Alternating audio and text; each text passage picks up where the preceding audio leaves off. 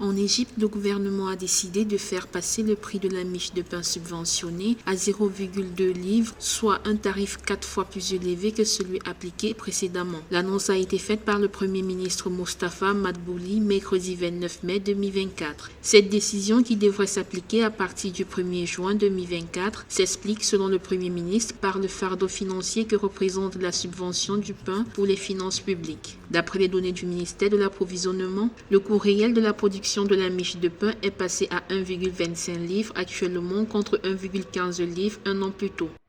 La situation n'était plus tenable pour le gouvernement égyptien. Et cela pour 3 raisons. La première raison, c'est à la sortie de la pandémie du Covid-19, le prix des transports par bateau a flambé, entraînant automatiquement une augmentation des prix des denrées qui étaient transportées par bateau. Deuxième raison, c'est la guerre en Ukraine, qui du jour au lendemain a fait disparaître du marché des millions de tonnes de blé. Et comme si cela ne suffisait pas, le gouvernement égyptien a dévalué sa monnaie face au dollar.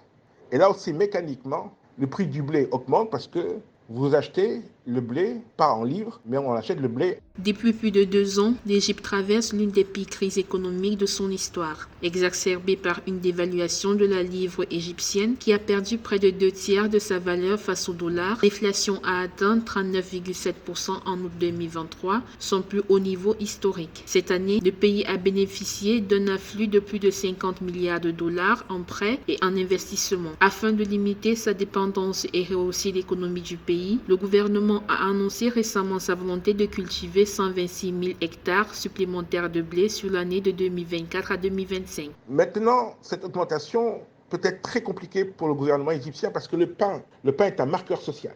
On connaît aujourd'hui le niveau de pauvreté en Égypte et cette augmentation du prix ne va pas manquer de créer des troubles. Maintenant, à quel niveau vont être ces troubles? Est-ce que cette mesure d'augmentation du prix du blé va être accompagnée par d'autres mesures sociales pour permettre véritablement de pouvoir amortir ce choc? Ça, les prochains jours nous le diront.